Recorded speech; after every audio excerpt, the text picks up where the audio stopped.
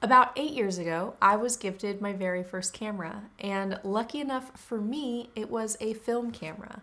My Nikon F3 that my husband gave me. Since being introduced to the film world, I have met several people along the way that have wanted to start using film or have been gifted film cameras and didn't know how to use them, so they turned to me for advice on how to get started. So today, I'm going to break down the basics of how to use a film camera. If you are intimidated by the idea of film or you just want to try it out, this video is for you.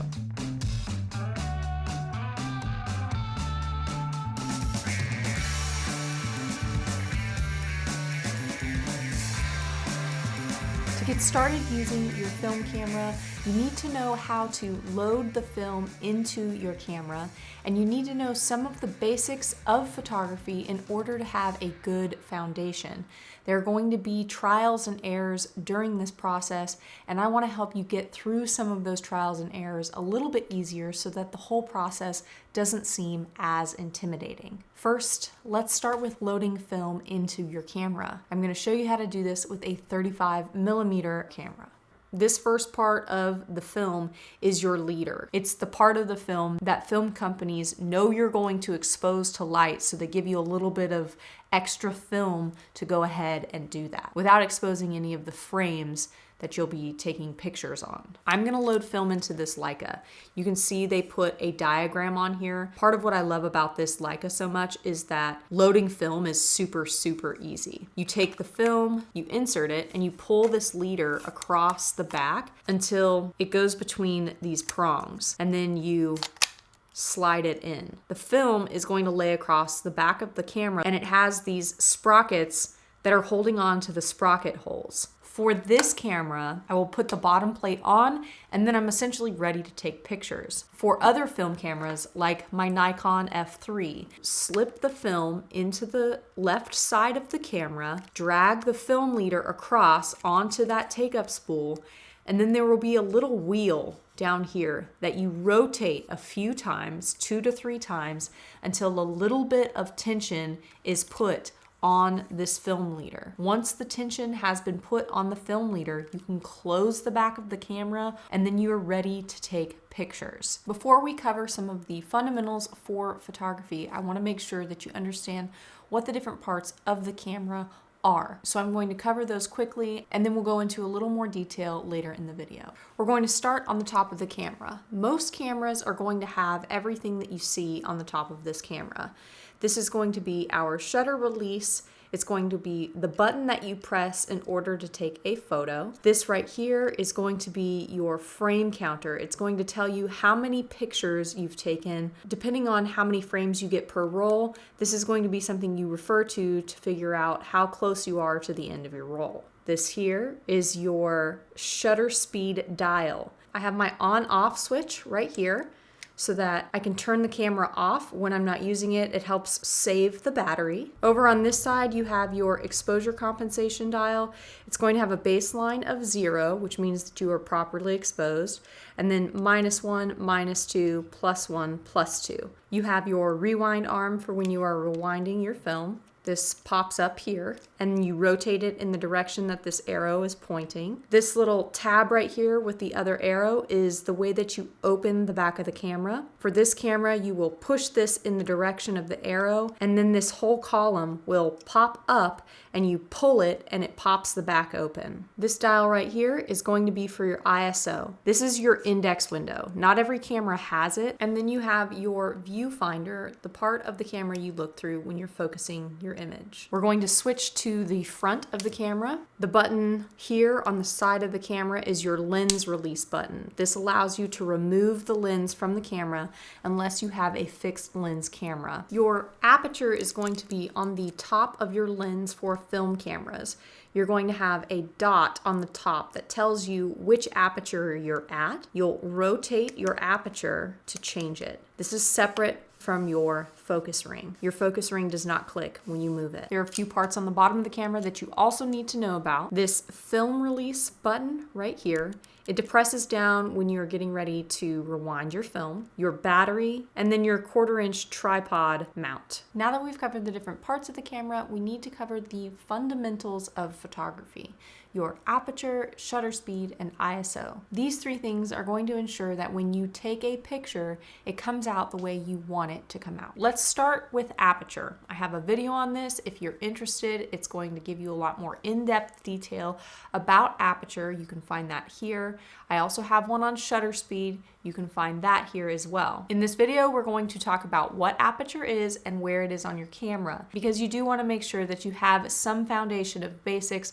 when you're starting out in film. It's going to help you out a lot in the long run. Aperture is going to be the amount of light your lens lets into the camera. Think of it like the pupil of your eye. If you're in the dark, the pupil of your eye is going to expand to let more light in. And when you walk out into the sun, it constricts to let less light in. That is very similar to the way that the aperture on your lens works. Your aperture is going to be referred to in f-stops, f1.4, f2, and so on and so forth, all the way through your apertures. Your aperture ring is separate from your focus ring.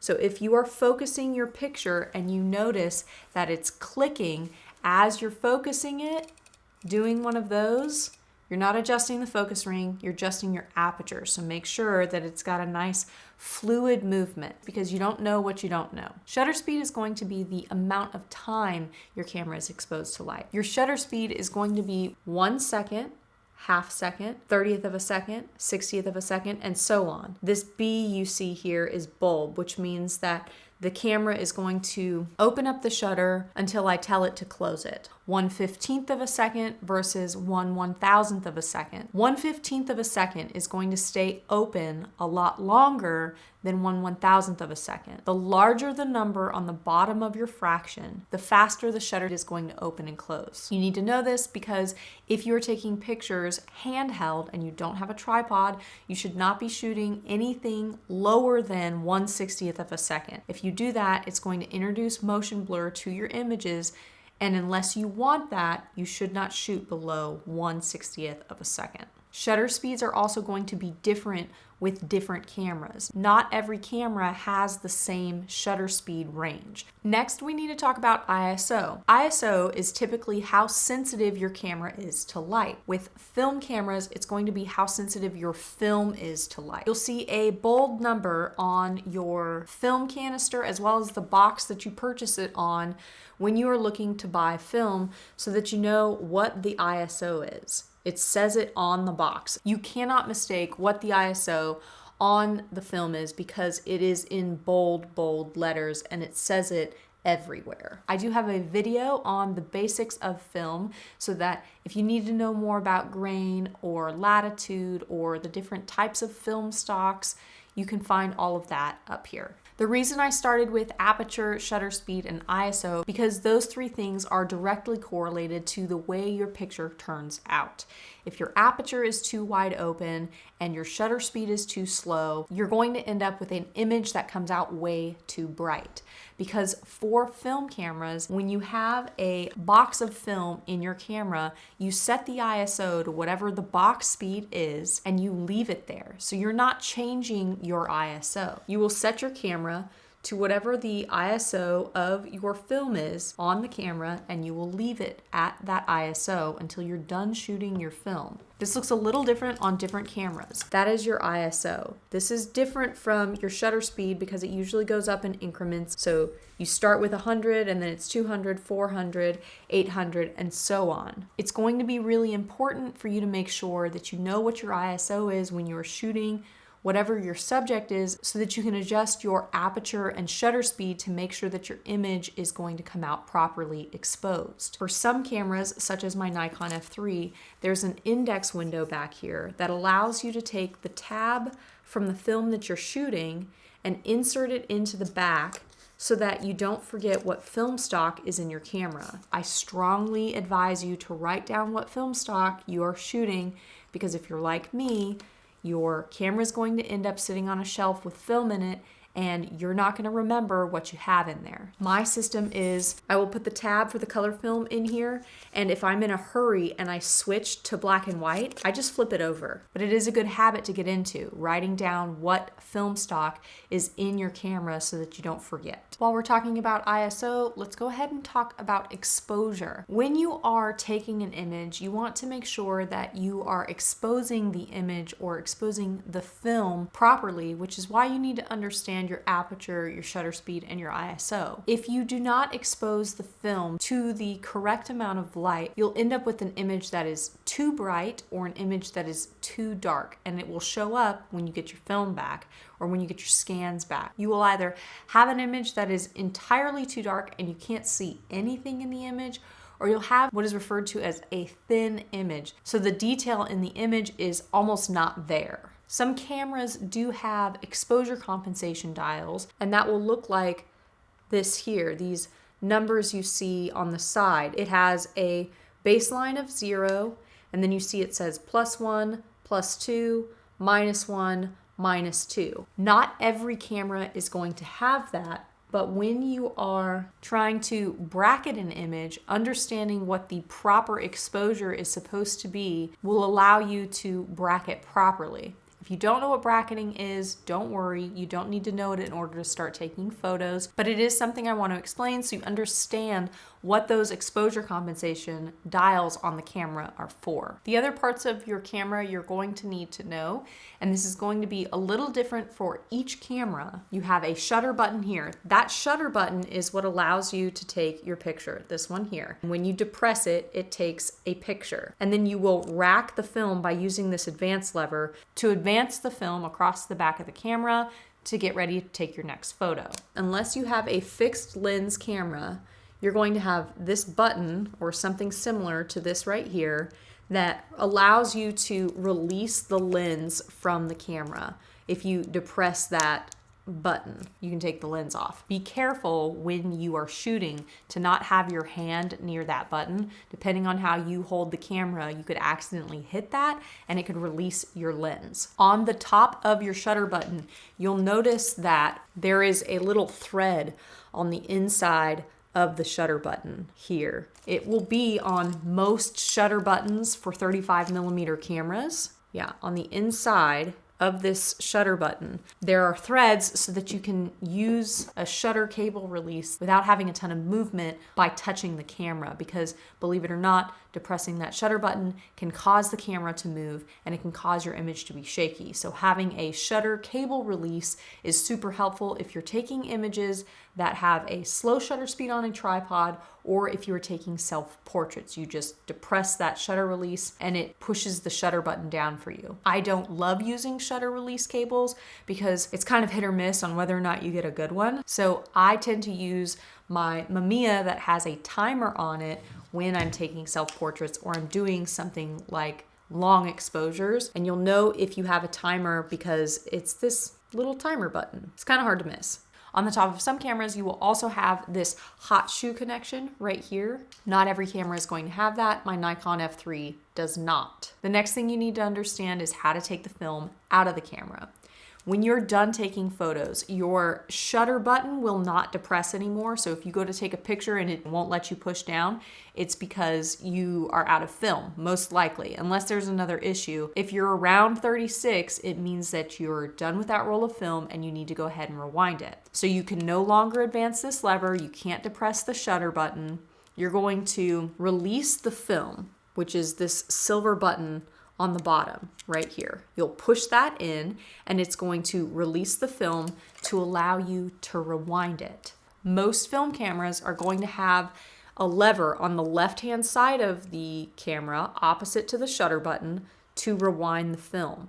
You can see right here, this little arm has an arrow telling me which way I need to rotate the arm in order to rewind the film.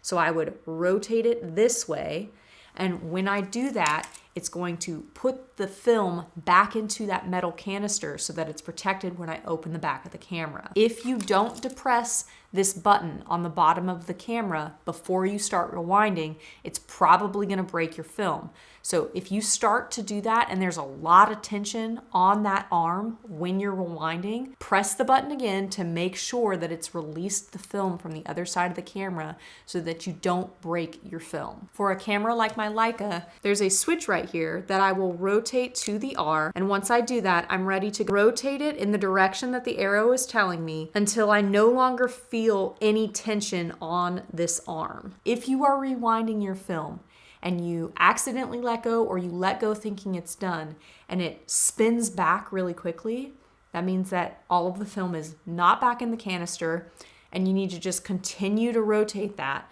until you no longer have tension and it doesn't spin back quickly on you. Now you can open the back of your camera. My Nikon does this by the rewind lever. Do you see this little arrow right here? I will pull this little black tab forward in the direction of this arrow, and when I do that, this part of the camera pops up, and when it pops up, you pull it and it pops the back open. Each camera is going to do that a little bit differently, so you're probably going to have to look up how to open the back of your camera, but don't do it until you don't have tension on that rewind lever, because you'll expose your film. And then you open it back up and you're going to have a canister that should look like this. There should be no film coming out of it. This film should all be back inside of the canister. You can send it off to a lab, have them develop it for you and make scans of your images so that you can use it for social media, and you just shot your first roll of film. Congratulations. As a little bonus, here are some photos that I shot when I first got this Nikon F3. It is a camera that I genuinely love, a great beginner camera. If you're interested, I cannot recommend it enough.